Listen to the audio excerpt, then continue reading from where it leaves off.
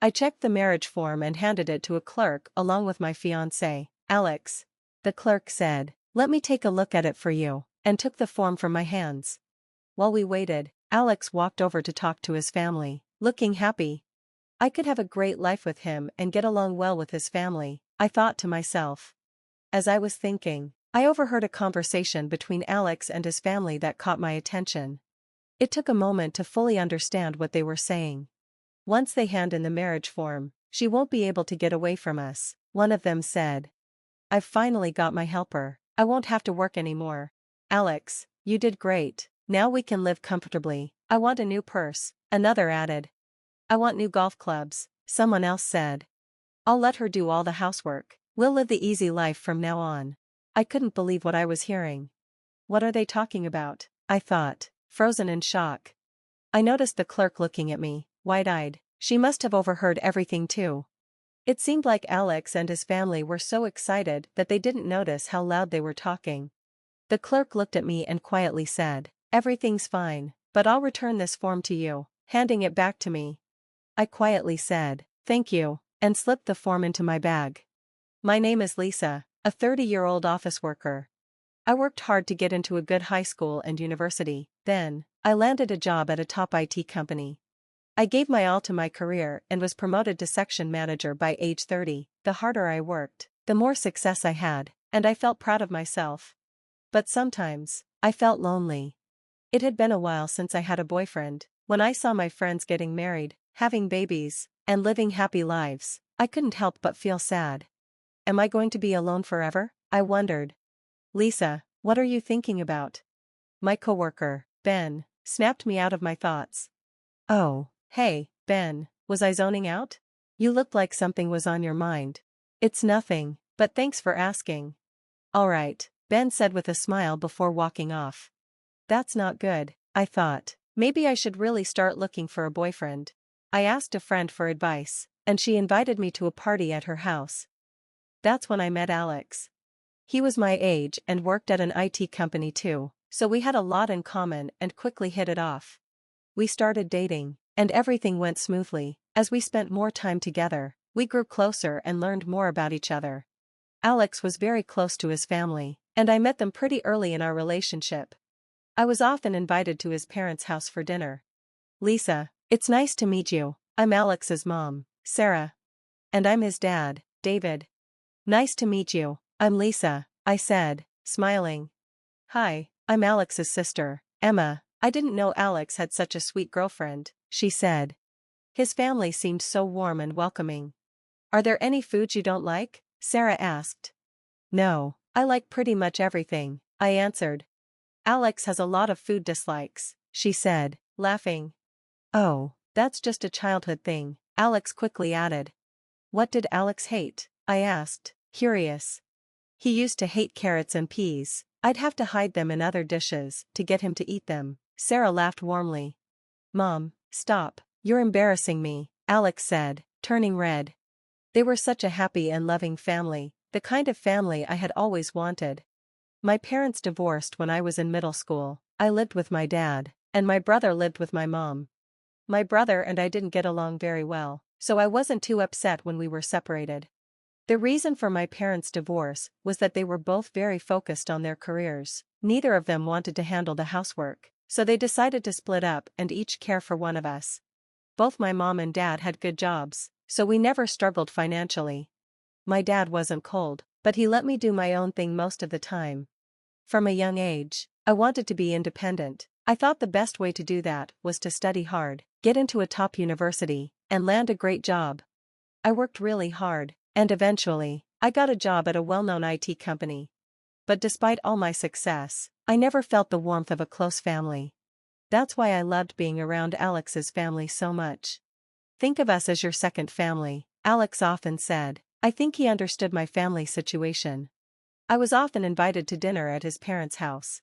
His sister, Emma, treated me like a real sister and often asked me for advice about work. After graduating from university, Emma started working at a company with terrible conditions, long hours, no extra pay, and an overwhelming workload. So she quit her old job and is now working part-time at an ice cream shop, but she's back on the job hunt and often asks me for advice. Thanks, Lisa, this is really helpful, she said one day. Don't mention it, Emma, I enjoy helping you. Lisa, you're like a real big sister to me, I've always wanted one. That's so sweet, my sister never said anything like that to me, and she wasn't as kind as you.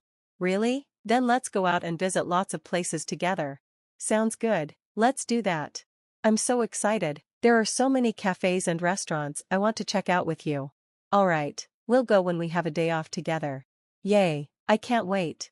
Emma was so sweet, and I was really happy to get to know her. Around this time, Alex suddenly proposed to me. Lisa, will you marry me? I want to build a warm family with you, he said. I was overjoyed. We told Alex's family about the proposal and that we were getting married. Oh, you're finally getting married. Alex finally proposed. Now you're going to be my sister-in-law. His family was so excited. We'll need to start planning the wedding. Alex looked so happy. That evening, we had dinner with his family, and afterward, we left. Lisa, are you really getting married? One of my coworkers asked. Yes, I'm finally getting married. Congratulations. Thanks so much. Everyone at work congratulated me warmly. On our next day off, we were invited to Alex's parents' house again for lunch.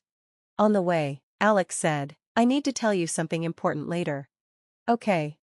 Alex seemed cheerful, so I figured it was good news. When we arrived at his parents' house, there was a big turkey on the table. Are we celebrating something today? I asked. Alex's mom smiled and said, I'm so happy to think that you're going to be my daughter-in-law. She looked so cute as she said this with bright eyes. We opened a cold beer and enjoyed the turkey. It felt nice to celebrate something so special. After chatting casually, Alex said, Oh, I forgot to mention something important. I'm thinking of going to the marriage registry today. What? I've already taken care of everything. I was surprised. Wait, we're going today? Is there something special about today? No, it's not like that. Then why today? I just wanted to get it done as soon as possible. But why not wait until after the wedding? The wedding is still far off. We had visited several venues and found one we really liked, but it was so popular that we could only get a reservation months later. I think we should wait until after the wedding, I suggested. No, I want to be married to you as soon as possible, the sooner, the better for both of us, Alex insisted. Lisa, I agree with Alex, you should get married as soon as you can, Alex's mom added. We had also been planning to find an apartment between Alex's workplace and mine. Well, about that. We were thinking of moving into this house together, Alex said. What? I was shocked.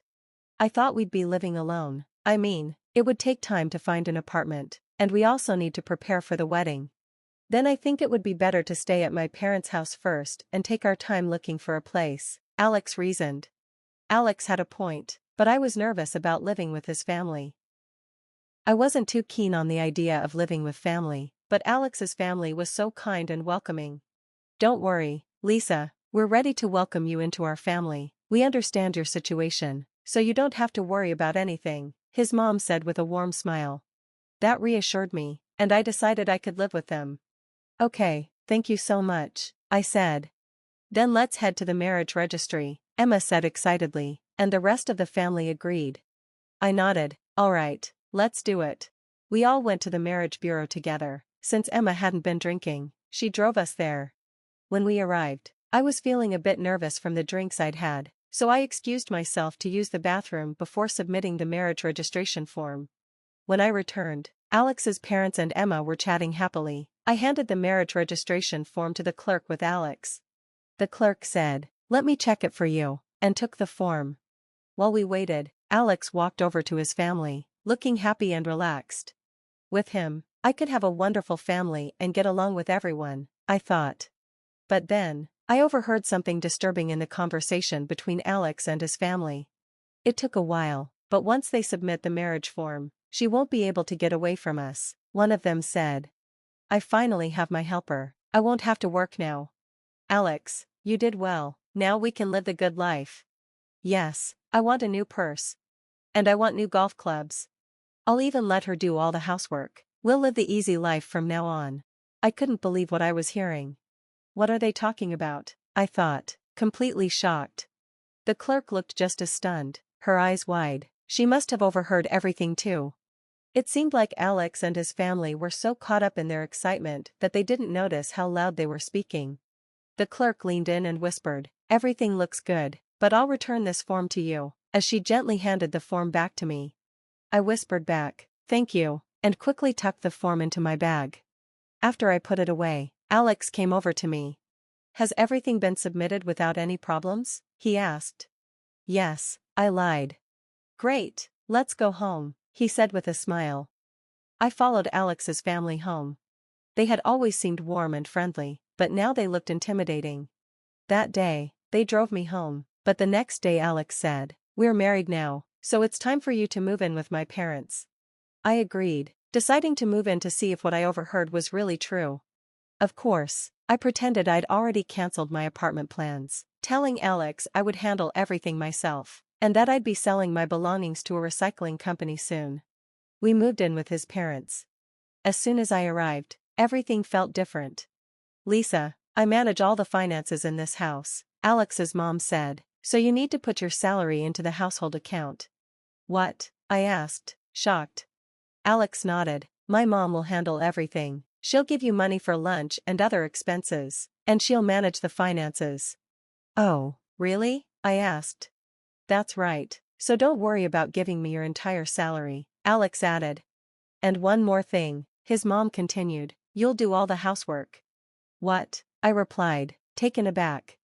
"Is there a problem with that?" she asked, raising an eyebrow. "I'm working too," I said. "I think that's too much to ask, handling all the housework too."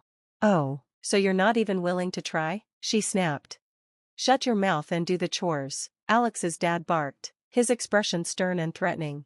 Even Emma said, "I love those brown bags, get me some too." Alex added, "Lisa, you're my wife now, and you're part of this family, you have to do whatever we say." That's when it hit me, this was the real reason they had wanted me to marry Alex. They were trying to use me from the start. "I won't do it," I said, standing my ground. What did you say?" Alex asked, surprised and angry. "I can't accept any of this, I won't do all the housework, and I won't give you all my salary." Alex and his family were furious. "Hey, Lisa, what do you think you're doing? You're our daughter-in-law now, just do as we say, your only worth is making our lives easier." Their voices were cold and cruel. "I'm not your daughter-in-law," I said firmly. "What?" Alex's mom gasped, looking shocked. "You had that conversation at the marriage bureau, didn't you?" After hearing it, I decided not to register our marriage. Their faces turned pale in disbelief. "Oh, no. Are you sure you didn't submit it? Why don't you check with the marriage bureau?" "I already threw the marriage registration form away. I can't stay with people who want to take advantage of me. Let's break up, Alex." Alex collapsed in defeat. I left their house.